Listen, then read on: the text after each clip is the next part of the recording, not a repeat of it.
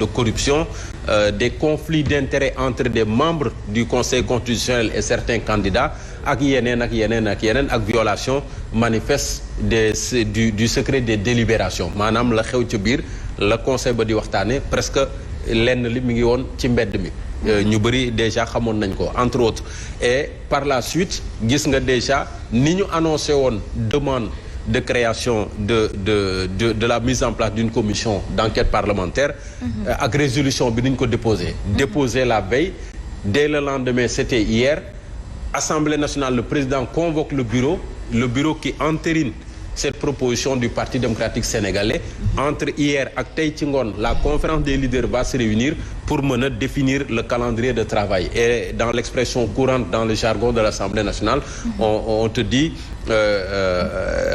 que l'ordre du jour c'est pour le calendrier d'examen des affaires courantes mais des affaires courantes ban affaire courante moo fi am mooy benn bu ñu war a régler muy la résolution qu'a déposé des députés de Wallu pour justement ñu teg commission bi la koy tax a jóg mooy nañu enquête ci nan la conseil constitutionnel ci yan conditions la éliminer ay candidats ci élection présidentielle bi mais ci yan conditions mais particulièrement l'élimination de Karim Meïssa Wade donc ça veut dire que ci biir affaire bi le Parti démocratique sénégalais ak waa APR ñoom daanaka ànd nañ ci parce qu'on a entendu le président du groupe parlementaire de la majorité ne ñoom bi ñuy waxtaan seen biir pour xool nan la ñuy def ak lii PDS di sàkku amul benn opposition mais c'est vraiment une grande première que de telles accusations de tels soupçons pèsent sur des magistrats du Conseil constitutionnel et nag loolu moom ça dénote d'une chose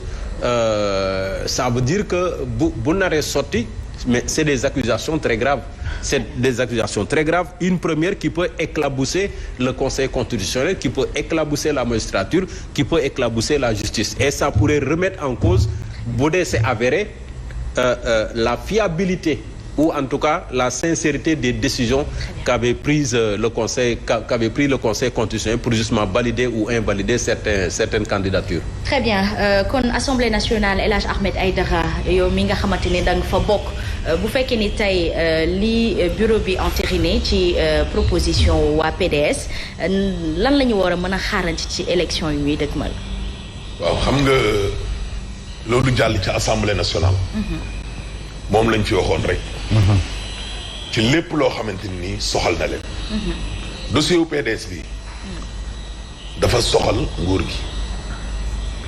gi ajum élection dafa mel ni léegi ñoom nekkatu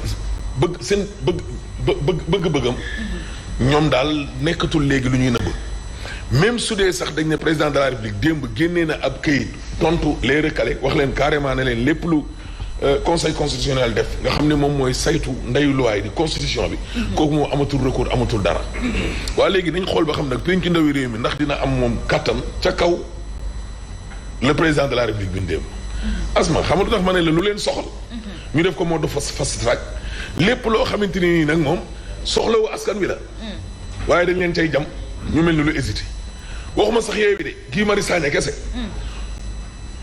bind na fi pour ñu defar commission d'enquête parlementaire ci lu jëm ci wàllum chantier yi nga xam ne dañoo taxaw ci ministère enseignement supérieur amphithéâtre pavillon ISEP ENO ñu ngi taxaw retardu salaire u ferraille pour ñu def ci commission d'enquête parlementaire ba tey bougiw retardu salaire u ASP yi policiers yi chef de division yi agence sécurité et cetera ba tey France daal di xideen commission d'enquête parlementaire yoo xam ne dañu koy xaar ci lan ay contrat entente directe pour les travaux de déroulement plateau technique u ministère santé lii xoolal ay benn dong la ci yoo xam ne dama la koy mais xoolal ëpp na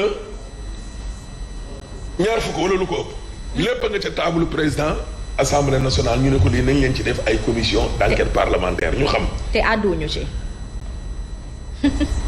waaw lii ñu wax nii dundinu askan wi la ay père de famille comme lu mel ni waa FERA bi toog lu tolloo presque ñii juróom-benn weer ñii juróom-ñetti weer ma mbay fayuñ leen waa ku toog 8 mois 6 mois fayoo sa kilifa nan la mën a forcer ne la par force yow di nga liggéey si surtout nag bu dee yow kilifa googu noonu fayu la comme lu mel ni wàllum feeraay maire yi mënatuñoo wax benn élément wu feeraa ne la di nga liggéey si par force te ngay paas di ñëw toog lu tollu juróom-benn weer dafa am yoo xam ne dañ koy jéem a xeeb. am yoo xam ne dañ koo ngandal parce que nee nañu ay conseil constitutionnel magistrat. mais accusation yooyu dafa xaw garaaw tamit tricherie. waaw yow maanaam jublang ak corruption. non defal ndànk rek xam nga ne loolu moom su dee dafa am te ñu ngi ubbi ji enquête. nañ leen ci dem rek. enquête boobu noonu ndax mën nañ ci xaar dàkkub élection yi am déet. ça dépend ci loi bi lan la wax rek xam nga loo xamante ni nii. mën naa la génneel fii nii beneen article. boo xamante ni nii constitution. 83 bi moo soppeeku lay 93. ñoom ñooy daan gars yi de. déggoo ma de. ñoom magistrat yi ci boppam. ñoom ñooy wax ne xaw ma nag ba xam député moom dina daan moroomu député journaliste dina daan moroomu journaliste am. ba xam ñoom magistrat yooyu noonu. ñaar ñañ ca tudd parce que dañ ne ñaar lañ tudd ci wàllum jar gi. bu ñu enquêté ba pare. léegi nag ñoom ñooy waxaat encore ne waa wala déet. très bien. loolu mooy laaj bi. aywa kon am na léegi nag buñ ca yeggee nag bañ ne avéré. ñu xoolaat nag la cay topp. aywa mi ngi noonu Mamadou Fofana ndax conseil constitutionnel dañu nekk di dindi mythe ba ca newoon am ci wàllum accusation tricherie ak corruption bi nga xamante ni moom la PDS porté à leur endroit. man li ma jàpp moom mooy pour ñu mën a xam la gravité des choses. il faut ñu revenir un peu sur le rôle du conseil constitutionnel. lan mooy conseil constitutionnel lan mooy prérogative am lu tax ñu samp ko fi. conseil constitutionnel dafa bokk ci nomenclature des institutions. muy bu ñu waxee institution ci réew jàpp nañ ne loolu moom sa waay nekkatul loo xamante ne nii dañ ci war di mën a am sikki sàkk. c'est la raison pour laquelle ñuy wax ay séparation de pouvoir. c'est la raison pour laquelle ñuy wax institutions yi ni ñu war a liggéeyee pour ñu doon ay institutions yu dëgër. parce que il y va justement ci li nga xamante ne nii moom mooy nekki ni réew ba ci boppam. et quand des institutions s'affaissent mais loolu lu doy waar la loo xamante ne nii kenn mënu ko comprendre. le conseil constitutionnel il est juge de droit mais également juge du jeu politique. juge du jeu politique moo indi wàllum élection yi mu koy réguler. tey jii nii bu ñuy proclamer ay résultats conseil constitutionnel moom mooy joxe résultat définitif yi. au-delà de la commission de recensement départemental cour d'appel ñëw après ñoom ñooy kii en dernier ressort. le président de la république bi nga xam ne moom la ñuy élire buy prêter serment c'est devant le conseil constitutionnel bu paree ñooñu lay jox serment bi ñooñu ci seen bopp ñoom ñooy veiller ci lu jëm ci wàllum serment bi. beneen bi ñoom lu jëm ci wàllum droit lépp ñoom dañ ciy joxe seen xalaat. parce que pourquoi parce que boo gisee ñu naan loi bii de dafa anticonstitutionnel wala loi bii de nekk na loo xamante ne nii constitution bi nangu na ko parce que ñoom ñooy veiller justement ci li nga xamante ne nii moom la constitution bi joxe. pour nit ñi mën ko doxee ak sàmmoo ko. beneen bi fa lay terminer moom mooy conseil la. wax tuddeewuñ ko cour parce que day joxe ay avis consultatif mën nañ ko laaj kat nangam gis nañ président de la république laajoon na ko fi lu jëm ci oui nit ñi bu ñuy voter 47 listes dafa bëri nan nañu mën a def pour voter te du am benn problème.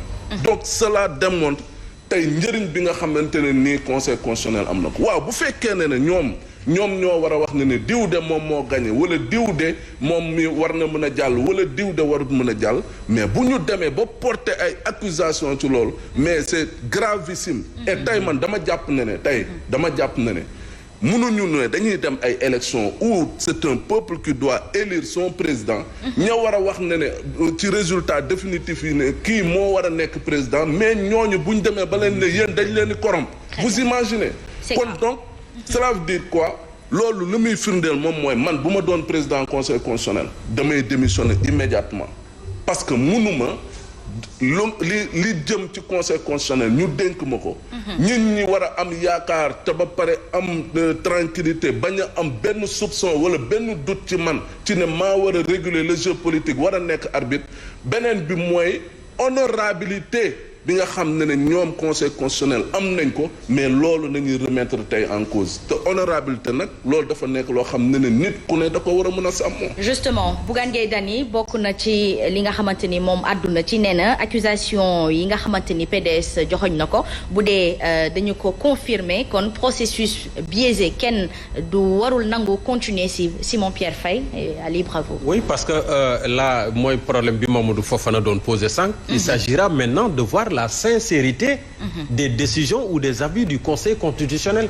Et dans ce cas précis, c'est une décision. Parce que Conseil constitutionnel moom moo décidé ne diw ak diw ak diw la seen candidature baax kon ñoom ñooy dem élection. Mais avec ces soupçons, si c'est avéré, mais c'est la sincérité de ces décisions moom mooy nekk aujourd'hui en jeu. Mais la question que j'ai envie de poser mooy qui a intérêt dans cette affaire. Parce que bu dee soupçons yu jóg na kan moo war a corrompre kan la ñu corrompre surtout kan moo corrompre dans cette affaire.